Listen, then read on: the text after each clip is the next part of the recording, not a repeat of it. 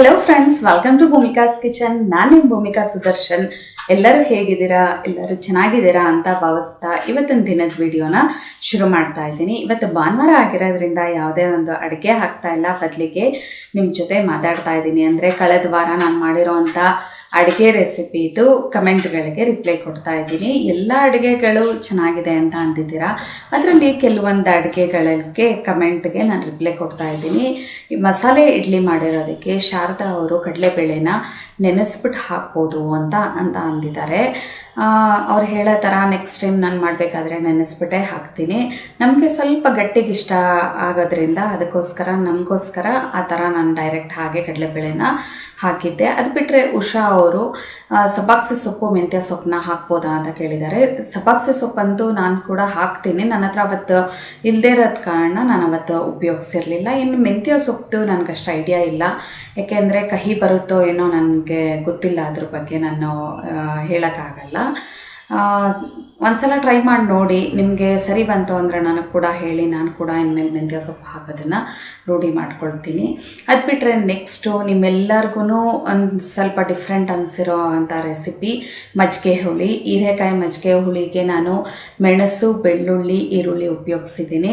ಅದರಲ್ಲಿ ಮೆಣಸು ಬೆಳ್ಳುಳ್ಳಿನ ಏನಕ್ಕೆ ಉಪಯೋಗಿಸಿದ್ದೀನಿ ಅಂದರೆ, ಇವಾಗ ಮಳೆಗಾಲ, ನೆಕ್ಸ್ಟ್ ಬರೋದು ಥಂಡಿಗಾಲ ಆಗಿರೋದ್ರಿಂದ ಮಜ್ಜಿಗೆ ಅಂದರೆ ಮೊಸರು ಉಪಯೋಗಿಸ್ತಾ ಇರೋದ್ರಿಂದ ಶೀತ ಆಗಬಾರ್ದು ಅಂದ್ಬಿಟ್ಟು ಮೆಣಸು ಬೆಳ್ಳುಳ್ಳಿ ಹೆಲ್ತ್ ವ್ಯೂವಲ್ಲಿ ನಾನು ಉಪಯೋಗಿಸಿದ್ದೀನಿ. ಅದನ್ನು ಮಾಡಿ ನೋಡಿ ನಮಗೆ ಇಷ್ಟ ಆದಾಗ ನನಗೆ ಸುದರ್ಶನ್ಗೆ ಇದು ತುಂಬ ಚೆನ್ನಾಗಿದೆ, ಯಾಕೆ ನಮ್ಮ ವ್ಯೂವರ್ಸ್ಗಳು ಕೂಡ ಈ ರೆಸಿಪಿನ ತೋರಿಸ್ಬಾರ್ದು ಅಂತ ಹೇಳಿ ನಾನು ಬೆಳ್ಳುಳ್ಳಿ ಮೆಣಸು ಉಪಯೋಗಿಸ್ದೆ. ಇನ್ನು ಈರುಳ್ಳಿ ಅಂತೂ ನಮಗೆ ಮೊದಲಿಂದನೂ ರೂಢಿ ಇದೆ. ನಮ್ಮತ್ತೆ ಮೊದಲಿಂದನೂ ಒಗ್ಗರಣೆಗೆ ಸ್ವಲ್ಪ ಸ್ಲೈಸಸ್ ಥರ ಕಟ್ ಮಾಡಿ ಈರುಳ್ಳಿನ ಹಾಕಿ ಬಾಡಿಸಿ ಹಾಕೋದನ್ನ ನಮಗೆ ಮೊದಲಿಂದ ರೂಢಿ ಮಾಡಿದರು. ಹಾಗಾಗಿ ಈರುಳ್ಳಿ ಹಾಕೋದ್ರಿಂದ ಟೇಸ್ಟ್ ತುಂಬಾ ಚೆನ್ನಾಗಿರುತ್ತೆ.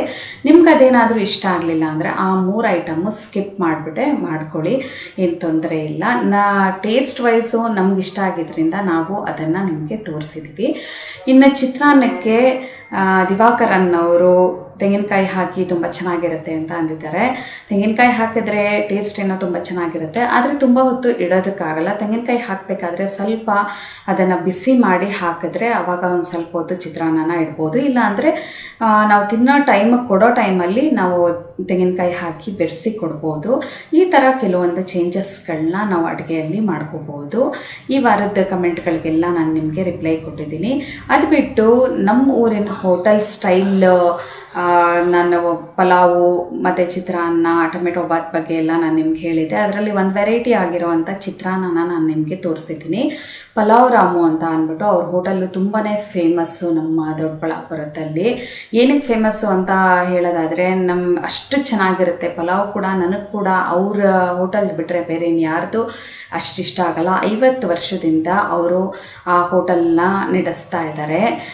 ತುಂಬಾ ಟೇಸ್ಟಿಯಾಗಿರುತ್ತೆ. ಎಲ್ಲ ಐಟಮ್ಸ್ಗಳನ್ನು ಅಷ್ಟೇ. ನಮಗೆ ದೊಡ್ಡ ಫಂಕ್ಷನ್ಗಳೇನಾದರೂ ಮಾಡಿದಾಗ, ಏನಾದರೂ ಫಂಕ್ಷನ್ಗಳಾಗಲಿ ಇರ್ಬೋದು, ಅಥವಾ ಬೇರೆ ಒಂದು ಇವಾಗ ದೇವಸ್ಥಾನಗಳಲ್ಲಿ ನಾವು ಪಲಾವು, ಟೊಮೆಟೊ ಬಾತು ಹೀಗೆಲ್ಲ ಕೊಡಬೇಕು ಅಂತ ಅಂದಾಗ ನಾವು ಅವ್ರ ಹತ್ರನೇ ಹೇಳಿ ಮಾಡಿಸ್ಕೊಳ್ಳೋದು. ಲಾರ್ಜ್ ಕ್ವಾಂಟಿಟಿಯಲ್ಲಿ ತುಂಬಾ ಚೆನ್ನಾಗಿರುತ್ತೆ ರೆಸಿಪಿಗಳು. ಆಮೇಲೆ ಬೇರೆ ಊರಿಂದ ನಮ್ಮ ಊರಿಗೆ ಬರ್ತಾರಲ್ಲ, ಅವರೆಲ್ಲ ಫಸ್ಟ್ ಕೇಳೋದೇ ಅದನ್ನು, ನಮಗೆ ಮನೆ ಊಟ ಆಗ್ತಿದ್ದ ಹಾಗೆ ನೆಕ್ಸ್ಟ್ ನಮಗೆ ಪಲಾವ್ ರಾಮು ಅವ್ರದ್ದು ಪಲಾವ್ ಕೊಡಿಸ್ಬೇಕು, ನಾವು ತಿಂದ್ಬಿಟ್ಟೇ ಹೋಗಬೇಕು ಅಂತ ಅಂದ್ಬಿಟ್ಟು. ಅದಕ್ಕೋಸ್ಕರ ಅವ್ರದ್ದು ತುಂಬ ಚೆನ್ನಾಗಿರುತ್ತೆ ರೆಸಿಪಿ. ಅವ್ರು ನಮ್ಮ ಮನೆ ಫ್ಯಾಮಿಲಿ ಫ್ರೆಂಡ್ ಕೂಡ. ಅವರು ನಮ್ಮ ಮನೆಗೆ ಬಂದಾಗ ಒಂದ್ಸಲ ನಮ್ಮ ಮಾವ ಅವರನ್ನು ಕೇಳಿದ್ರು, ನೋಡಿ ನಿಮ್ಮ ಪಲಾವು, ಟೊಮೆಟೊ ಬಾತು, ಚಿತ್ರಾನ್ನನೆಲ್ಲ ಹೇಳ್ಕೊಡಿ, ನಮ್ಮ ಹುಡುಗಿ ಅವ್ರ ಯೂಟ್ಯೂಬ್ ಚಾನಲಲ್ಲಿ ಹಾಕ್ತಾಳೆ ಅಂತ ಅಂದರು. ಅದಕ್ಕೆ ನಾನು ಅಂದೆ, ಅವರೆಲ್ಲಿ ಅವ್ರ ಗುಟ್ಟನ್ನ ಬಿಟ್ಕೊಡ್ತಾರೆ, ಅವ್ರದ್ದು ಬಿಸ್ನೆಸ್ ಮೇಯ್ನ್ ಅಲ್ವಾ ಅದು ಅಂತ ಅಂದಾಗ ಅವ್ರು ಅದಕ್ಕೆ ಅಂದರೆ, ಏನಮ್ಮ ಹಂಗೆಲ್ಲ ಅಂತೀಯ, ಏನಿಲ್ಲ, ನಾವು ಲಾರ್ಜ್ ಕ್ವಾಂಟಿಟಿಯಲ್ಲಿ ಮಾಡ್ತೀವಿ, ನೀವು ಸ್ವಲ್ಪ ಮಾಡ್ತೀರಾ, ಅದಕ್ಕೇನಂತೆ, ನಾನು ಹೇಗೆ ಮಾಡ್ತೀನಿ ಅದನ್ನು ನಾನು ನಿಮಗೆ ಹೇಳ್ಕೊಡ್ತೀನಿ ಅಂತ ಅಂದ್ಬಿಟ್ಟು ಚಿತ್ರಾನ್ನ, ಪಲಾವ್, ಟೊಮೆಟೊ ಬಾತು ಇವೆಲ್ಲನೂ ಹೇಳ್ಕೊಟ್ರು. ವಡೆ, ಚಟ್ನಿ ಇದೆಲ್ಲನೂ ಒಂದೊಂದಾಗಿ ನಾನು ಮಾಡ್ತಾಯಿದ್ದೀನಿ. ಚಿತ್ರಾನ್ನನ ಅವರು ಯೂಶ್ವಲಿ ಅವರು ಹೋಟ್ಲಲ್ಲಿ ಮಾಡಬೇಕಾದ್ರೆ ಅವರು ಜಾಸ್ತಿ ನಿಂಬೆಹಣ್ಣು ಅದನ್ನೇ ಉಪಯೋಗಿಸದಂತೆ ತುಂಬ ಸ್ಟೋರ್ ಮಾಡಬೇಕು ಅಂಥ ಸಂದರ್ಭಗಳಲ್ಲಿ ಈ ಥರ ಹುಣಸೆಹಣ್ಣು ಹಾಕಿ ಮಾಡ್ಬೋದು ಅಂತ ಅಂದರು. ನನಗೆ ಇದು ಸ್ವಲ್ಪ ಸ್ಪೆಷಲ್ ಅನ್ನಿಸ್ತು. ಅದಕ್ಕೋಸ್ಕರ ಈ ಹುಣಸೆಹಣ್ಣು ಹಾಕಿ ಮಾಡಿರೋವಂಥ ಚಿತ್ರಾನ್ನನ ನಾನು ನಿಮಗೆ ಈ ವಾರದಲ್ಲಿ ತೋರಿಸಿದ್ದೀನಿ. ಇನ್ನು ಯಾವತ್ತಾದರೂ ಒಂದಿನ ಸುದರ್ಶನ್ ಅವರು ಅವ್ರ ಹೋಟ್ಲಿಗೆ ಹೋಗಿ ಅವ್ರದ್ದು ಎಲ್ಲಿ ಬರುತ್ತೆ ಹೋಟ್ಲು, ಜೊತೆಗೆ ಅವ್ರ ಬಗ್ಗೆ ಎಲ್ಲನೂ ನಿಮಗೆ ಇನ್ಫಾರ್ಮೇಷನ್ನ ಕಲೆಕ್ಟ್ ಮಾಡಿಬಿಟ್ಟು ಒಂದು ಸಲ ತೋರಿಸ್ತಾರೆ ಸದ್ಯದಲ್ಲೇ ಕಮ್ಮಿಂಗ್ ವಿಡಿಯೋಗಳಲ್ಲಿ.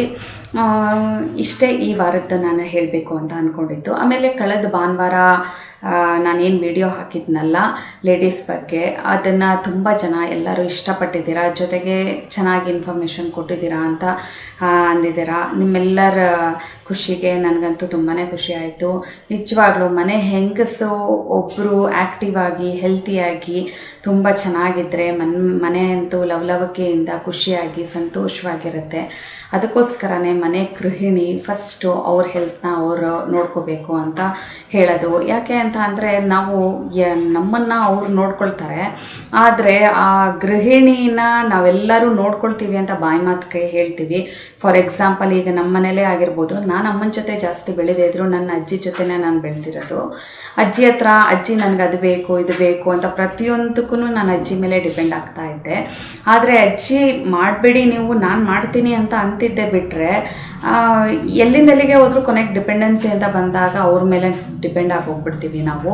ಹಾಗೆ ನೀವುಗಳು ಅಷ್ಟೇ ನಿಮ್ಮ ಅಮ್ಮನ್ನ ಅಥವಾ ನಿಮ್ಮ ತಂದೆಗಳನ್ನ ಮೇಲೆ ಡಿಪೆಂಡ್ ಆಗಿರ್ತೀರ. ಏನೇ ಬೇಕು ಅಂತ ಅಂದ್ರೂ ಅಮ್ಮ ನನಗದು ಬೇಕು, ಅಮ್ಮ ನನಗಿದು ಬೇಕು ಅಂತ ಪ್ರತಿಯೊಂದು ವಸ್ತುಗಳಿಗೂ ನಮಗೆ ಗೊತ್ತಿಲ್ಲದೆ ಇದ್ದ ಹಾಗೆ ನಾವು ಅವ್ರ ಮೇಲೆ ಡಿಪೆಂಡ್ ಆಗಿ ಹೋಗಿರ್ತೀವಿ.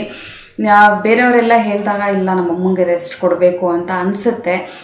ರೆಸ್ಟ್ ಕೊಡಬೇಕು ಅಮ್ಮ, ನೀನೇನು ಮಾಡಬೇಡಮ್ಮ ನಾನು ಮಾಡ್ತೀನಿ ಅಂತ ಅಂತೀವಿ. ಆದರೆ ಆ ಕಂಪ್ಲೀಟ್ ಏನು ಹೊರೆ ಇದೆಯಲ್ಲ ಅದನ್ನ ನಾವು ಯಾರೂ ಹೊತ್ಕೊಳ್ಳೋಕ್ಕಾಗಲ್ಲ. ಕಂಪ್ಲೀಟ್ ಮನೆ ಜವಾಬ್ದಾರಿ ಫುಲ್ ಆ ಮನೆ ಗೃಹಿಣಿ ಯಾರು ಮೇಂಟೈನ್ ಮಾಡ್ತಿರ್ತಾರೆ ಅದು ಅವ್ರ ಮೇಲೆ ಇರೋದ್ರಿಂದ ಒಂದು ದಿನಕ್ಕೆ ನಾವು ಅವ್ರಿಗೆ ರೆಸ್ಟ್ ಕೊಡ್ತೀವಿ ಅಂತ ಅಂತೀವಿ, ಅಥವಾ ಅವ್ರನ್ನ ಬೇರೆ ಊರಿಗೆ ಕಳಿಸಿದಾಗ ಅವ್ರಿಗೆ ರೆಸ್ಟ್ ಸಿಗ್ಬೋದು. ಅದೇ ಮನೆಯಲ್ಲಿದ್ದಾಗ ಅವ್ರಿಗೆ ಯಾವತ್ತಿಗೂ ರೆಸ್ಟ್ ಸಿಗಲ್ಲ. ಅದಕ್ಕೋಸ್ಕರ ಅವ್ರ ಹೆಲ್ತ್ ಅವರೇ ನೋಡ್ಕೋಬೇಕು ಅಂತ ಪರ್ಟಿಕ್ಯುಲರ್ ಆಗಿ ನಾನು ಮೆನ್ಷನ್ ಮಾಡಿ ನಾನು ಅದರಲ್ಲಿ ಹೇಳಿದ್ದು. ಮನೆ ಅಂದ ಮೇಲೆ ಒಂದು ಮಾತುಗಳು ಬರುತ್ತೆ ಹೋಗುತ್ತೆ, ಗಂಡನ ಹತ್ರನೇ ಆಗಿರ್ಬೋದು, ಅತ್ತೆ ಹತ್ರನೇ ಆಗಿರ್ಬೋದು, ಮಾವನ ಹತ್ರನೇ ಆಗಿರ್ಬೋದು. ಅದನ್ನು ಕಂಟಿನ್ಯೂ ಮಾಡಬಾರ್ದು. ಆ ಮಾತನ್ನ ಆ ಕ್ಷಣ ಅಷ್ಟಕ್ಕೆ ಬಿಟ್ಬಿಡಬೇಕು. ಅದು ನೆಕ್ಸ್ಟ್ ಪೋಸ್ಟ್ಪೋನ್ ಆಗಬಾರ್ದು. ಇನ್ನು ಬೆಳಗ್ಗೆಗೆ ಪುನಃ ಆ ವಿಷಯನೇ ಇಟ್ಕೊಂಡಿರಬಾರ್ದು ಅಥವಾ ಮನಸ್ಸಲ್ಲಿ ಇಟ್ಕೋಬಾರ್ದು. ಏನಕ್ಕೆ ಅಂದರೆ ಯಾವುದೇ ಒಂದು ಭಾರದ ವಸ್ತುಗಳನ್ನ ಇಟ್ಕೊಂಡು ನಾವು ತುಂಬ ಹೊತ್ತು ಇರೋದಕ್ಕಾಗಲ್ಲ. ನಮ್ಗೆ ಹೇಗೆ ಒಂದು ವಸ್ತುನ ಇಟ್ಕೊಂಡು ಒಂದು ಲೋಟದಲ್ಲಿ ನೀರು ಇಟ್ಕೊಂಡು ಕೂತ್ಕೊ ಅಂದರೆ ಒಂದು 5 ನಿಮಿಷ ಕೂತ್ಕೋತೀರಾ, 10 ನಿಮಿಷ ಕೂತ್ಕೋತೀರಾ, ಮ್ಯಾಕ್ಸಿಮಮ್ ಅಂದರೆ 1 ಅವರ್ ಕೂತ್ಕೋಬೋದು.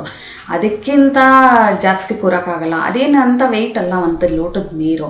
ಆದರೆ ಅದನ್ನು ಹಿಡ್ಕೊಂಡು ಕೂತ್ಕೊಳ್ಳೋದಿದೆ ನೋಡಿ, ಆ ಕೈ ಇರ್ಬೋದು ಜೋಮ್ ಬರುತ್ತೆ, ಅಥವಾ ಒಂಥರ ಸಾಕಾದಂಗೆ ಅನಿಸುತ್ತೆ, ಮೈಯೆಲ್ಲ ಭಾರ ಅನಿಸುತ್ತೆ ಒಂದೇ ಕಡೆ ಕೂತ್ಕೊಳ್ಳೋದು. ಅದೇ ಥರ ಮನಸ್ಸಿಗೆ ಕೂಡ ಯಾವುದೇ ಒಂದು ವಿಷಯನ ತುಂಬ ಹೊತ್ತು ಇಟ್ಕೊಂಡಾಗ ಏನಾಗುತ್ತೆ, ಟೆನ್ಷನ್ ಆಗುತ್ತೆ, ಹಿಂಸೆ ಆಗುತ್ತೆ, ಕಿರಿಕಿರಿ ಆಗುತ್ತೆ. ಅದಕ್ಕೋಸ್ಕರ ಯಾವುದೇ ಒಂದು ನೋವು ಆಗೋವಂಥ ವಿಷಯ ಇರಲಿ ಅವತ್ತಿಗೆ ಬಿಡೋ ಅಂಥ ಅಭ್ಯಾಸಗಳನ್ನ ನಾವು ಶುರು ಮಾಡಿಕೊಂಡು ಅದನ್ನು ಬಿಡ್ತಾ ಹೋದರೆ ನಮಗೆ ಗೊತ್ತಿಲ್ಲದೆ ಇದ್ದ ಹಾಗೆ ನಾವು ಯಾವ ವಿಷಯನೂ ಸೀರಿಯಸ್ ಆಗಿ ತೊಗೊಳ್ಳೋದಿಲ್ಲ.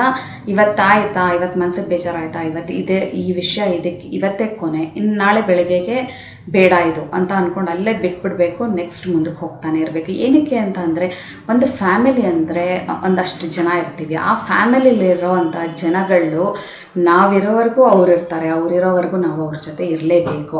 ಆವಾಗಲೇ ಆ ಫ್ಯಾಮಿಲಿ ಕಂಪ್ಲೀಟ್ ಆಗೋದು. ಇವ್ರು ಬೇಡ, ಇವ್ರು ನನಗೆ ಇಷ್ಟ ಇಲ್ಲ ಅಂತ ಅಂದ್ಬಿಟ್ಟು ಅವ್ರ ಜೊತೆ ಮಾತಾಡದೇ ಇರೋದು, ಅಥವಾ ಅವ್ರ ಜೊತೆ ಮುನಿಸ್ಕೊಳ್ಳೋದು, ಅಥವಾ ಒಂಥರ ಮುಖ ಸಪ್ಪಗೆ ಮಾಡ್ಕೊಂಡಿರೋದು, ಆವಾಗ ನಮಗೂ ಕಿರಿಕಿರಿ ಆಗುತ್ತೆ, ಆಪೋಸಿಟ್ ಇರೋ ಅವ್ರಗಳಿಗೂ ಕಿರಿಕಿರಿ ಆಗುತ್ತೆ. ಲೈಫ್ ಲಾಂಗ್ ನಾವು ಅವ್ರ ಜೊತೆನೇ ಜೀವನ ಮಾಡಬೇಕು, ಅವ್ರ ಜೊತೆನೇ ಇರಬೇಕು ಅಂತ ಅಂದಾಗ ಯಾವುದೊಂದು ಆ ಕ್ಷಣಕ್ಕಷ್ಟೇ ಮಾತಾಡಿ ಬಿಟ್ಬಿಡ್ಬೇಕಷ್ಟೇ. ಅದನ್ನು ನೆಕ್ಸ್ಟ್ ಪೋಸ್ಟ್ಪೋನ್ ಮಾಡೋಕ್ಕೆ ಹೋಗಬಾರ್ದು. ನೆಕ್ಸ್ಟ್ ಡೇ ಹೊಸ ಲೈಫು ಅಥವಾ ಮರುಕ್ಷಣ ಹೊಸ ಲೈಫು. ಇದನ್ನು ನಮ್ಮ ಮನಸ್ಸೊಳಗಡೆ ತುಂಬ ಆಳವಾಗಿ ತೊಗೊಂಡ್ರೆ ನಿಜವಾಗ್ಲೂ ಅದು ಎಷ್ಟು ಒಳ್ಳೆಯದು ಅನ್ನೋದು ನಿಮಗೆ ಅರ್ಥ ಆಗುತ್ತೆ. ಒಂದ್ಸಲ ನೀವು ಯೋಚನೆ ಮಾಡಿ ಹೇಗನ್ನಿಸ್ತು ಅಂತ ಅಂದ್ಬಿಟ್ಟು ಕಮೆಂಟ್ ಬಾಕ್ಸಲ್ಲಿ ತಿಳಿಸಿ. ಇವತ್ತಿನ ಈ ವಿಡಿಯೋ ನಿಮಗೇನಾದರೂ ಇಷ್ಟ ಆದರೆ ಲೈಕ್ ಮಾಡಿ, ಫ್ಯಾಮಿಲಿ ಮತ್ತು ಫ್ರೆಂಡ್ಸ್ಗೆ ಶೇರ್ ಮಾಡಿ. ಯಾರೆಲ್ಲ ಇನ್ನು ಭೂಮಿಕಾಸ್ ಕಿಚನ್ಗೆ ಸಬ್ಸ್ಕ್ರೈಬ್ ಆಗಿಲ್ಲ ಆದಷ್ಟು ಬೇಗ ಸಬ್ಸ್ಕ್ರೈಬ್ ಆಗಿ. Thanks for watching.